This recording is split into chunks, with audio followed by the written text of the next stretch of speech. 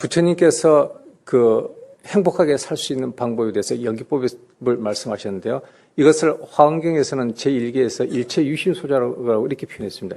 줄여서 일체유심조입니다.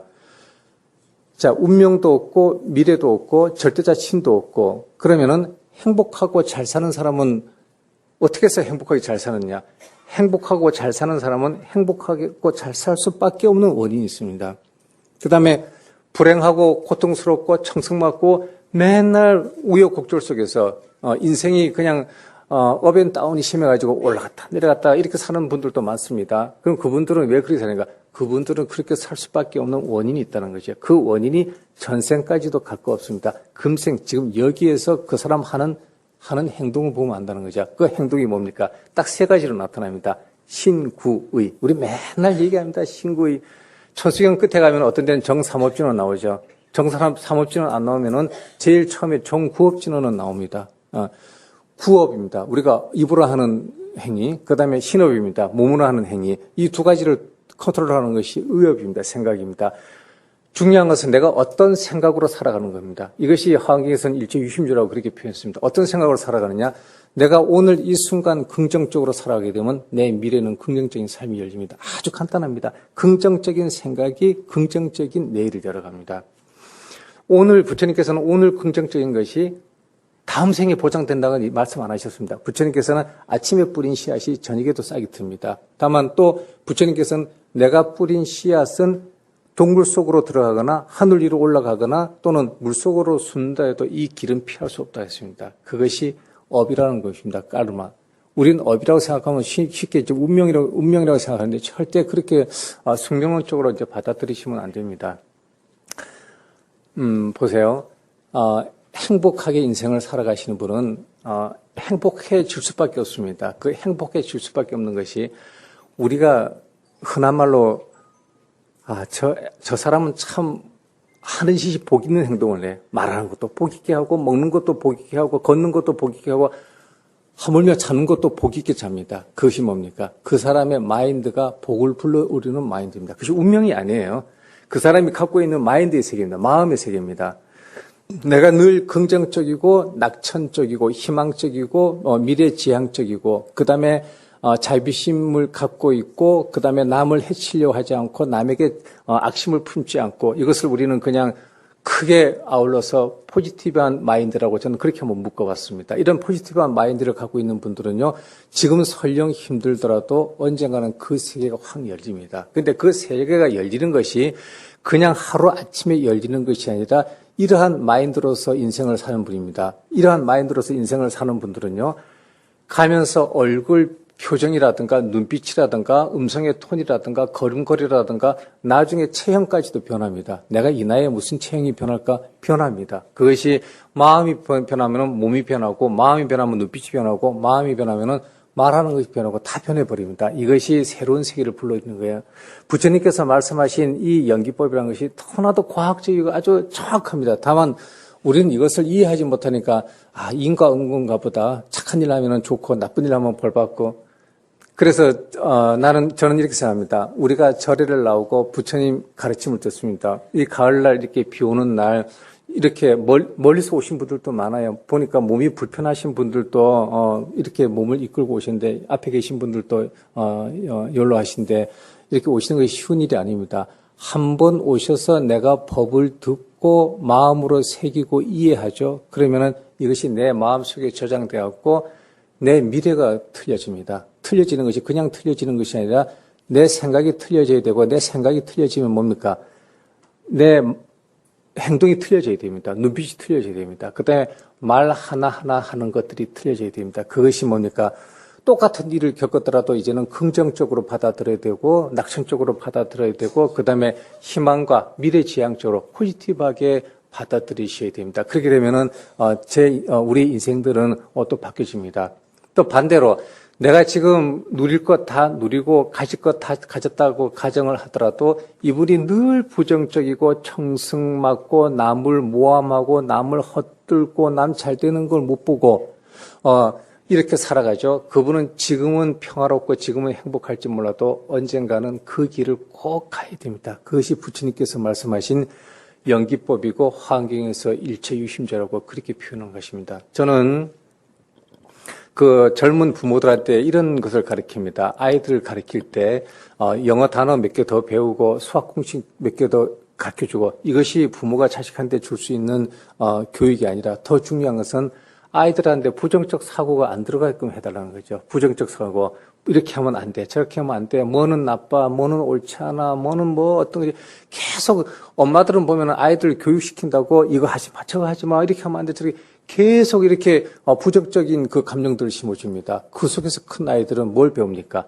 적개심을 배웁니다. 그 다음에 부정적 사고 속에서 사회에 적응을 하지 못합니다. 그러니까 가장 좋은 방법은 뭡니까? 부처님 가르침대로 연기법입니다. 어떻게 해서 일체유심주죠? 어떻게 해서 이 아이에게 긍정적 마인드를 심어줄 것인가? 긍정적 마인드만 심어주게 되면은 이 아이는 남은 인생은 자기가 알아서 긍정적으로 그렇게 살아갑니다.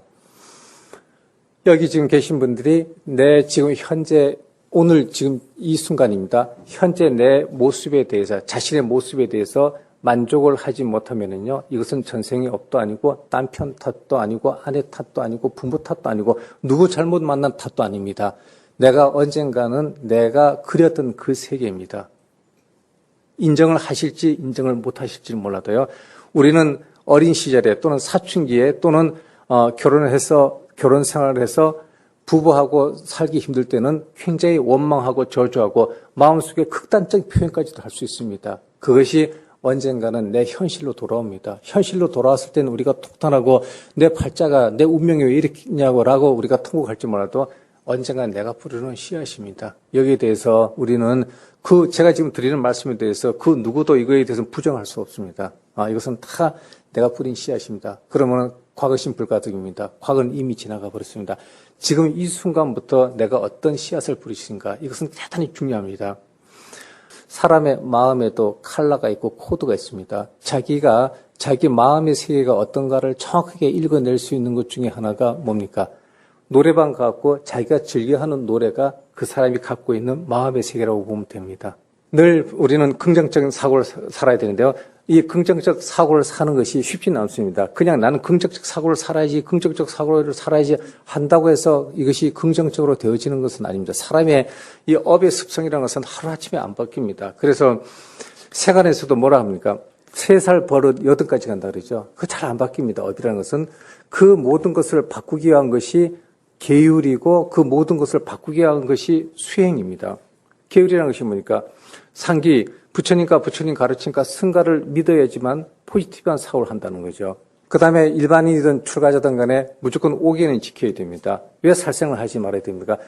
죽어가는 것이 생명체가 고통도 받지만도 내가 살생을 함으로 해서 내 속에 잔인한 마음이 생깁니다. 남한테 고통도 주고 내 속에 잔인한 마음. 이 잔인한 마음이 부정적인 마음입니다. 도둑질 하지 말라는 게 뭡니까? 남한테 고통도 주지만 아픔도 주지만도 나한테 탐욕심을 일으킵니다. 이것이 네거티브한 그 마인드입니다. 그래서 5계의 모든 계율들이 우리가에게서 뭡니까? 포지티브한 자비심이라든가 긍정과 희망과 낙천적 이것을 심어주기 위한 그러한 방편이라고 보시면 괜찮습니다. 수행도 마찬가지예요. 내가 연불을 하면서 부처님께 연불을 하면서 우리가 남을 미워하는 마음이 일어납니까? 부처님께서 연불을 하면서 우리가 살생하려고 하는 마음이 일어납니까? 그러한 마음이 일어나지 않습니다. 내가 주력을 하더라도 신묘장구 대다라리를 한다고 하더라도 내가 신묘장구 대다라리를 하면서 내가 저거 죽여야지. 내가 신묘장구 대다라리 하면서 돈 좀 더 벌어야지. 실제로 이러한 분들이 없습니다. 그 순간만큼은 어떻게 됩니까? 공백기입니다. 그 순간만큼은 내가 수도 없이 다급 생애로부터 이끌고 내려왔던 업의 흐름이 그 순간만큼 멈추고 부처님의 세계로 들어가는 것입니다. 그래서 업이 바뀌는 거예요. 업장 소멸되는 것이 아니고. 그러면 그냥 바뀌는 것이 어떻게 바뀌는 겁니까? 포지티브한 세계로, 늘 긍정적인 세계로, 밝은 세계로 희망을 줄 수 있는 그런 세계로 바뀌어야 됩니다. 그것이 바뀌는 것이 그냥 내가 마음속으로만 바뀌는 것이 아니라 제가 서두에서 말씀드렸습니다. 내 마음이 바뀌면 뭡니까? 표정이 바뀝니다. 내 마음이 바뀌면 눈빛이 바뀌고 내 마음이 바뀌면 말하는 태도가 바뀌어져 버립니다. 이것이 하루아침에 바뀌어지는 것은 아니에요. 사람이 마음이 자비롭지 못하고 마음에 욕심을 비우지 못하고 마음이 청정하지 못하고 이런 분이 대중 앞에서 막 웃고 말을 잘한다고 해서 대중들이 그 말 들을 것 같습니까? 대중들은 언어 이전에 언어를 듣습니다. 뭘 듣습니까? 느낌을 먼저 선호합니다.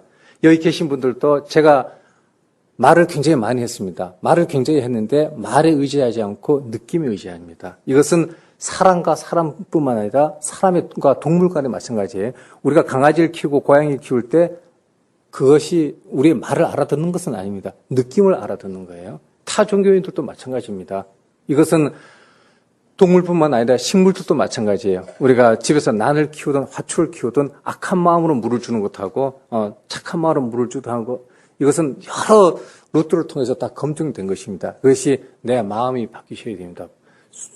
선을 하시는 분들도 마찬가지입니다.